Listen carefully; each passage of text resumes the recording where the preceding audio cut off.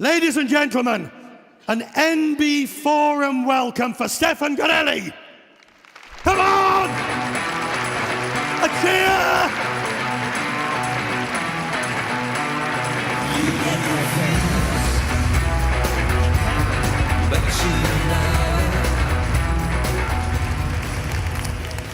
Thank you, Richard. I heard my name, so I came.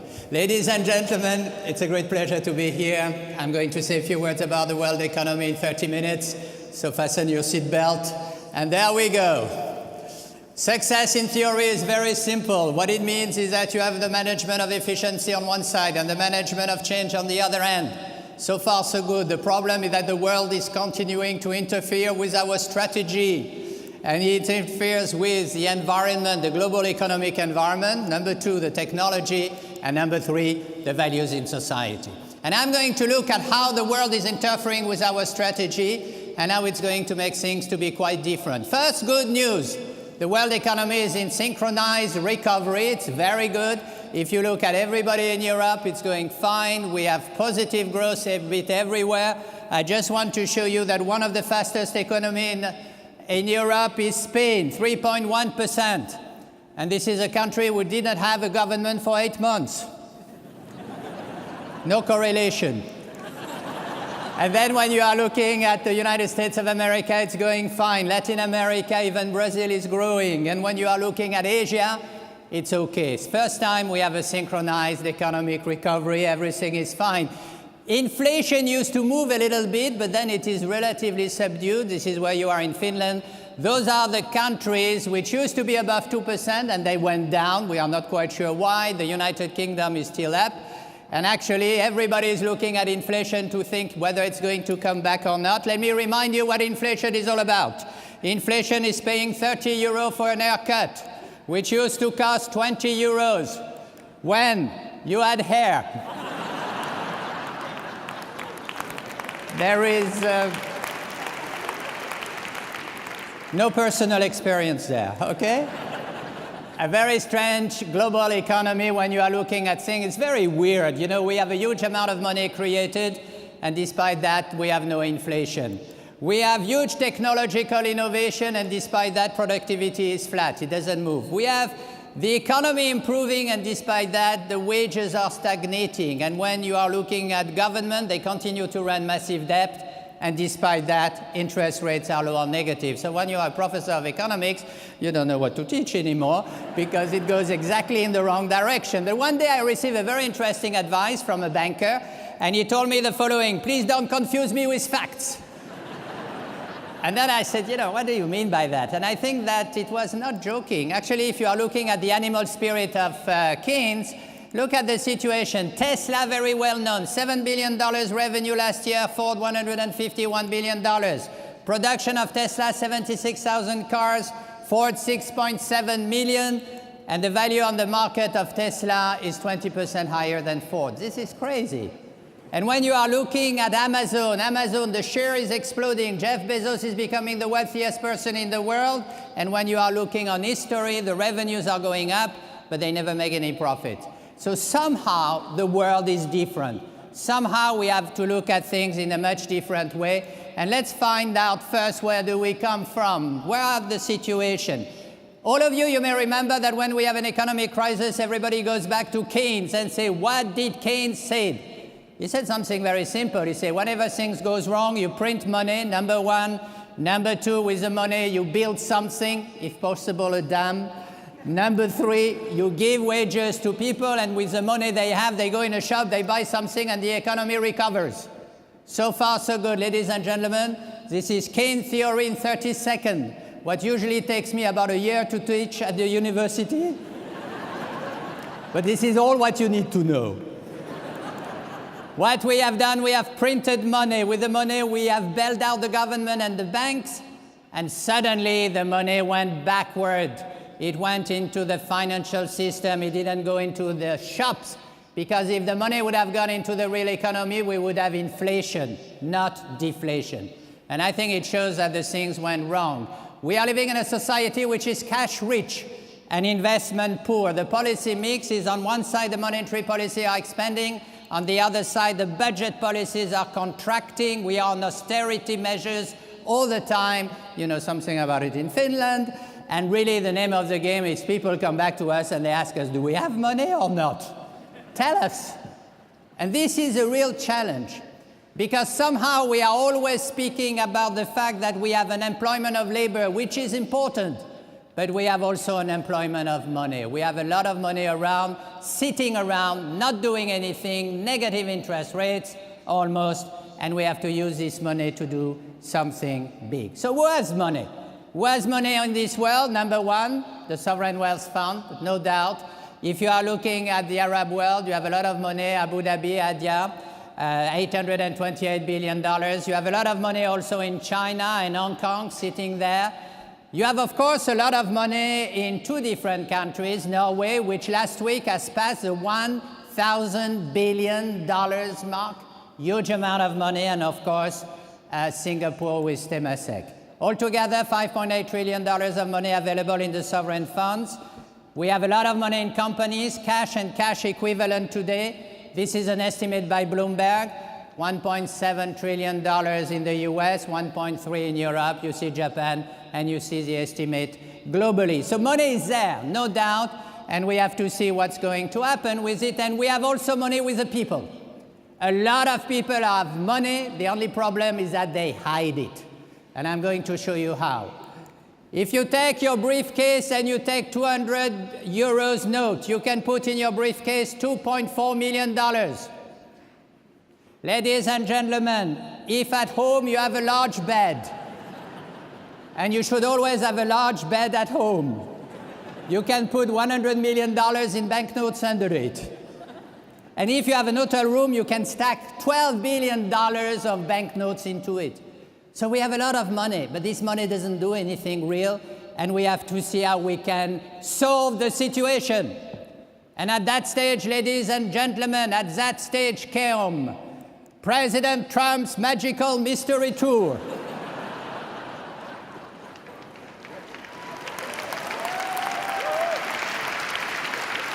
You may remember this was an album of the Beatles, which took place 50 years ago exactly now.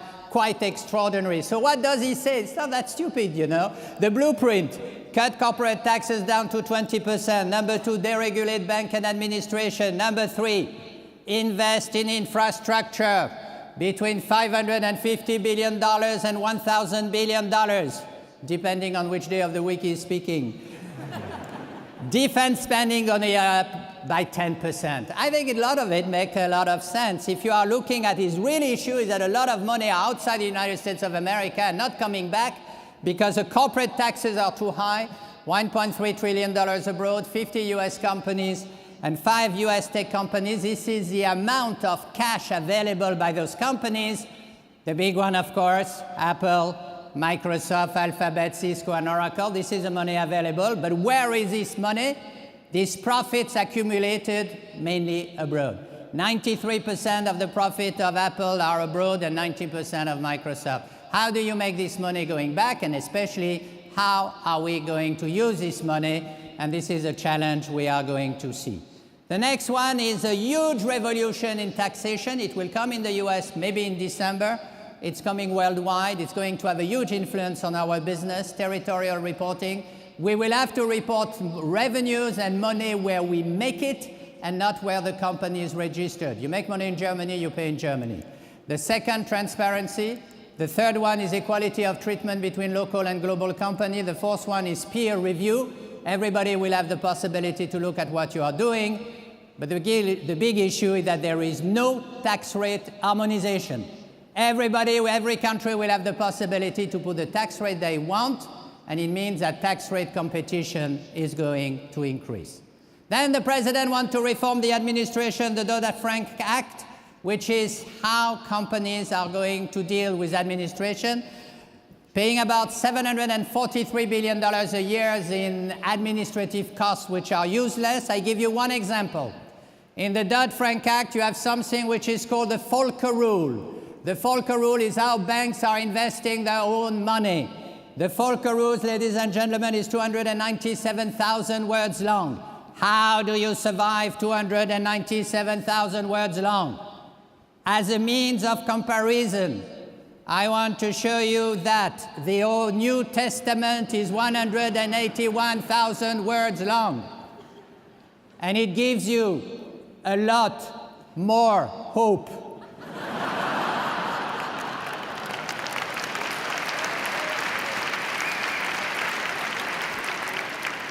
Infrastructure is the name of the game. Every single country is investing massively in infrastructure because maybe it's one of the ways to put the money from finance to the real economy. The infrastructure in many countries is very bad. Look at the United States of America. The street, the sewer, the water, the power is between 24 and 29 years old. The estimate is about there is a gap of $1 trillion in infrastructure spending around the world. And this is going to be very big for the future. Now, of course, all this is costing money. What is the problem about the debt? How are we going to deal with the debt? First, in the United States of America, the president has been very clear about that. He has said the following: I am the king of debt. I do love debt. And then he added, I love playing with it. At least this is clear. And then you are looking at everybody else. Actually, sometimes I wonder, does anybody care about the debt? One day you had this man, any young man, very famous American artist, became very wealthy, then things went wrong. He went bankrupt, he lost most of his money. People came to him and said, my poor man, this must be dramatic. And then he says, well, actually, things could be worse. And then he added, I could be one of my creditors. Always look at the bright side. A few global uncertainties, only two because we don't have time. The first one is the Brexit agenda. 4 phases. Number 1, the withdrawal, 6 months. Number 2, the future relationship, which has to start as a negotiation next year, market access, financial services dispute. Third one, the transition period, prediction, free movement, where to relocate agencies in Europe will be a very big issue. And the fourth stage is ratification, 6 months. Fantastic program. The only problem is that we haven't even started number 1. Everybody is late. Why? Because the Financial Times has estimated that the UK has to renegotiate 759 agreements today with 168 countries. This is nightmare. And actually it shows something that many people knows, and it is that it is easier to get into a marriage than to get into a divorce. And this is a problem, and I think they are going to have a transition period and it's going to be delayed. The other one is oil price. Conflicting force we have in oil price. The first one, price pressure going down. First, the shale oil price in the US is going down, cost cutting a lot. A lot of the investment is going into renewable energy and not in oil exploration. Stocks are 278 days long. What will perhaps push the price up is the agreement of production between OPEC and Russia. The discovery level, which is the lowest that we have now in 60 years, nobody's looking for oil anymore, and the economic recovery. What will happen? We shall see. Everybody will be happy if the barrel of oil is around $55. And then, ladies and gentlemen, one of the biggest revolutions now is who owns what. Who owns what in this world? And first, I want to show you the magic formula.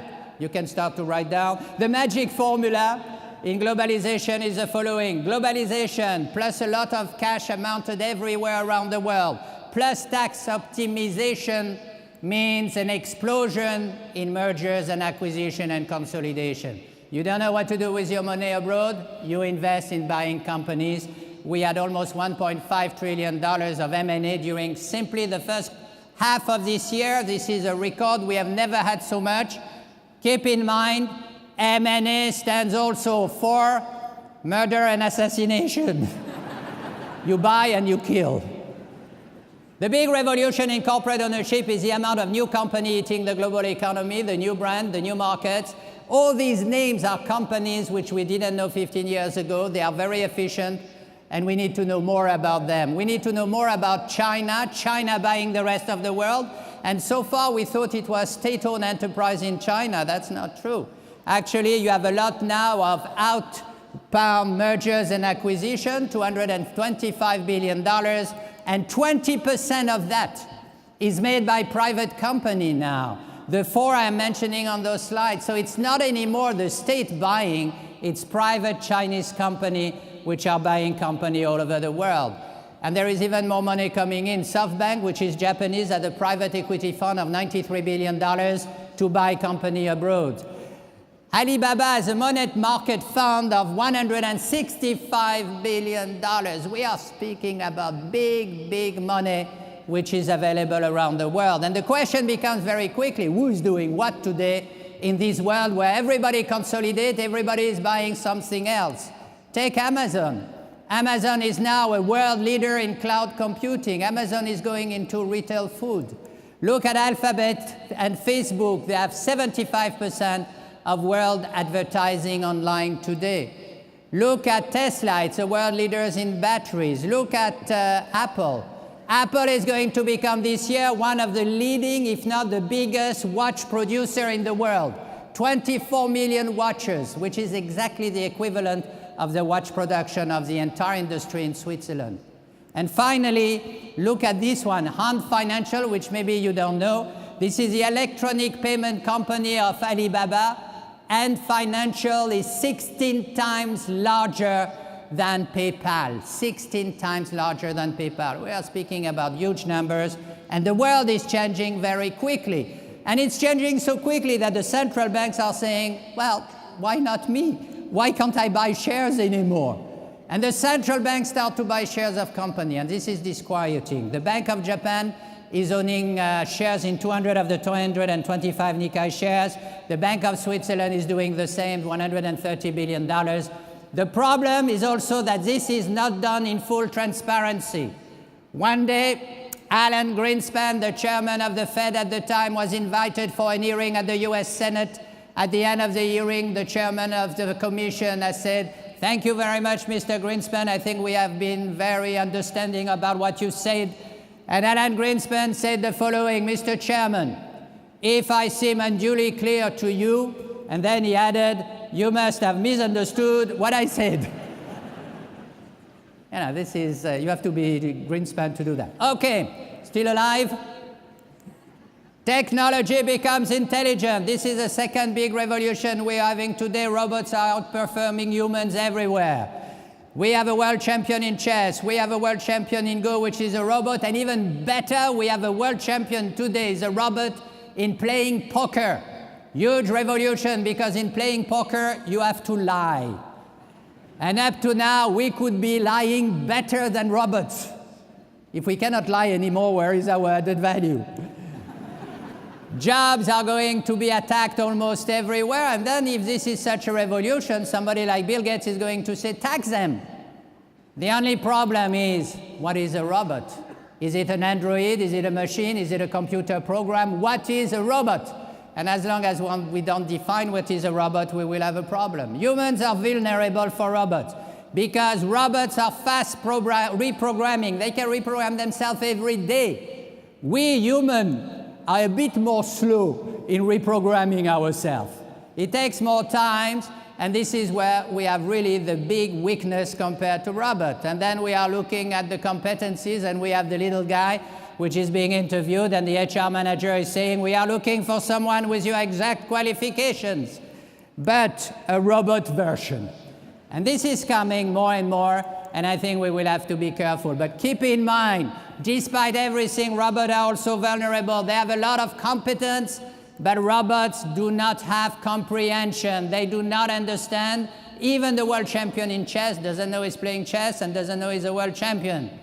And finally, for those of you who are really worried about robots, remember, all of us here, we have with us the ultimate weapon against robots, and it is called the plug. Unplug them, and that's finished.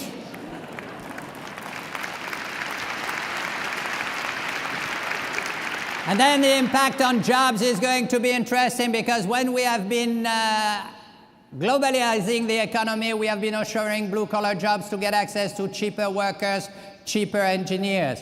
But now we are seeing the factories coming back from the industrializing countries back to Europe, back to the US, and it's not creating blue-collar jobs, but white-collar jobs. And this creates a lot of social unrest in Europe and the US, but it creates also a lot of social unrest in the developing economy because we are confronted with early deindustrialization. They had a factory and suddenly the factory goes back to Germany. This is a big issue for the future. And then the final stage is really that we are all confronted to a youthquake. This new generation with a new attitude, a new behavior. And let me give you a little glimpse of how they react. Number one, it's meism. They are interested by themselves. They are just interested about self-fulfillment. This is a narcissist generation. This is the selfie generation. They spend their time taking pictures of themselves. They go in holiday, they take pictures of themselves instead of taking pictures of the monument they are seeing. They could save on the travel. It's really something very bizarre. Even more, they are escaping reality. The picture is they spend today 10 hours and 39 minutes in front of a screen, in front of a computer, a tablet, in front of a smartphone. And if you take away 7 hours and 30 minutes sleeping, you are left with 6 hours only per day to be confronted with reality. 6 hours only, and most of the time they have something in their ears, but 6 hours. This is quite extraordinary. Number two, they have little affiliation, political or religious, but they are concerned by the state of the world. They really want to improve the state of the world. And this was very well said by Zuckerberg recently. He said, we have a generational challenge, not only to create new jobs, but a sense of purpose, a renewed sense of purpose, not only for yourself, but also for the others. Trying to improve the state of the world is what the new generation wants, and I think they are very serious about it. The third thing is that they have a big sense of entitlement. They are very demanding and very intrusive. They do not understand that anything could be confidential, that you would not be able to give the information. They would certainly agree with Mark Twain, who said one day the following, never do wrong. And he added, especially when somebody is looking. And I think this is true. I mean, today everybody is looking on the social network, on internet. Nothing is confidential anymore. And the last thing, they have a completely different attitude toward ownership and sharing. Basically, they believe that free is cool, which is a catastrophe. They believe that free is cool. And when they go to the film festival in Cannes, you have the little guy who's looking at his film stars and he's saying, I love your movies. I have pirated them all. And I try to explain to my students, you know, nothing is free in this world. You have no free lunch, you have to pay for it. They don't understand. And then I found a very nice quote by Tim Cook, who summarized it very well. The CEO of Apple says, if you think that a product is free, he added, then you are the product. And I think this is very true. We are today confronted to a kind of new Faustian bargain, where it is said, if it is free, then you can have all the information about my private life. I think we are getting to the end of that. I think people start to realize that free can be very expensive. And here we have to be very careful for the future. We have to realize that technology is pushing us, the older one, into new technology. 33% of the Facebook users are more than 45 years old. Why? You write an email to your children and you say, did you read the email? No. Why? I don't read emails anymore. Where are you? I'm on Facebook and WhatsApp, and you migrate yourself on this new technology. The platform is important, and then what you have here, the little guy telling his teacher, how can I trust your information when you are using such an outdated technology? And it's true, the technology will influence what will happen. So let me conclude by saying a few words about the third part, the value system. And I think it is very important to realize that the mindset is critical for competitiveness in the future. This is China, Nanjing Road, Shanghai.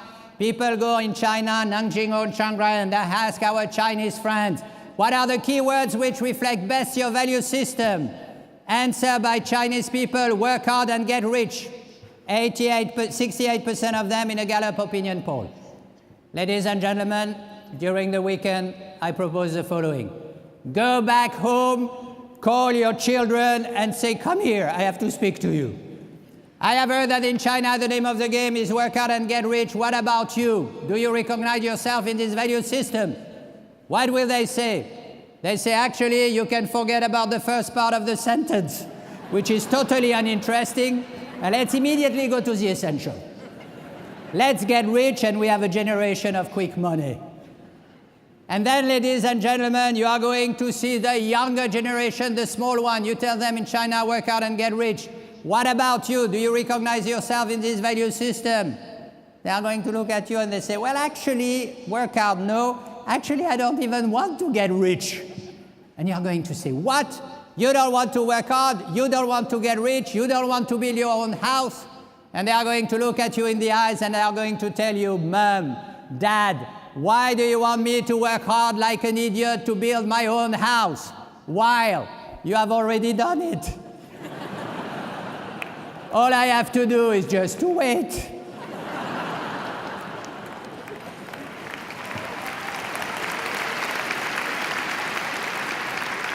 So keep in mind, we have a wait-and-see generation, and what it means, as Peter Drucker said very nicely, today changes in society have a deeper impact on companies than changes in management. This is where really the revolution is coming from. So how do companies adapt that in order to make sure that their culture is doing well? Keep in mind the value system is changing. When you start working in a company, all of us here in this room, we have started as tigers. We have been working more than 60 hours a week. We are company animals. We are very mobile, trying to find something to kill. We are success-driven. We are fully dedicated. Very good, tigers. But ladies and gentlemen, after a certain time, you get married. You start to have a house. You have a mortgage. You have children. You have a dog, a cat, and a goldfish. And what happened? You transform yourself into a cat. You are suddenly driven by work-life balance, and what you have, you want to work 40 to 60 hours a week. You are driven by personal achievement. You are mobile with a home base. You are agreed to travel during the week, but the weekend you want to be back home, and you want to have work-life balance. And then, ladies and gentlemen, after another period of time, another transformation occurs. You transform yourself into a dinosaur. And then the name of the game is, I want to work less than 40 hours a week. I am interested by life quality. I am totally mobile. Don't promote me. Don't touch me. Forget about me. I am interested by life balance. Don't tell me anything about the company strategy. I don't care. I just want to get out of the place at 5 o'clock. But even the dinosaurs have a value because they remember the past of the company and the history. So everybody has a value in this world. And let me finish by saying that probably everything I have been telling you during this presentation was unexpected, unintended. We never thought about it. So I want to show you an example of this law of unintended consequence. This is New Delhi, Old Delhi, British colonial time. They had a very big problem there in Old Delhi, and it was the following. They had too many cobra snakes in the city. Too many cobra snakes. So City Hall had a very intelligent idea. They said, if you bring us the head of a cobra snake, we will give you a reward.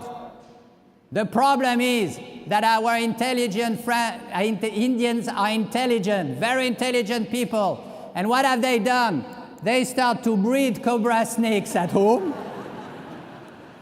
cut the head, and bring them to City Hall, who said, I cannot pay for all those cobra snakes. And what did the Indian people do? They put the cobra snakes back in the street. And then finally, you had more cobra snakes in the street than before. Watch out, in life, things never happen as you expect, but remain positive, and remember Mark Twain, who said one day, actually, I have spent most of my life worrying about things which never happen. Good luck to you. Thank you.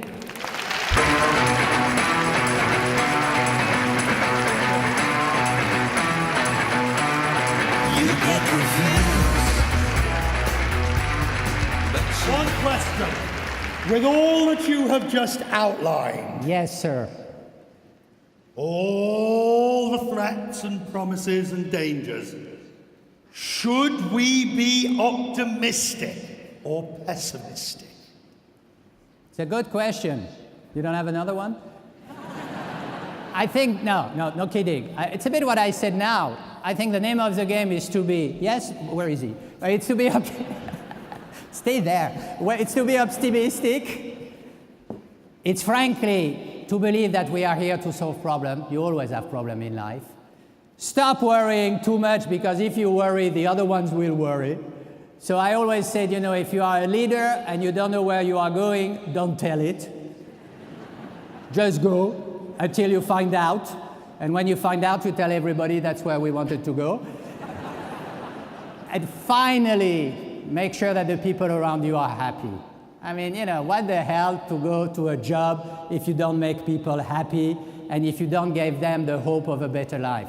This is the name of the game. Enjoy it. Enjoy! Thank Stéphane you. Garelli, ladies and gentlemen.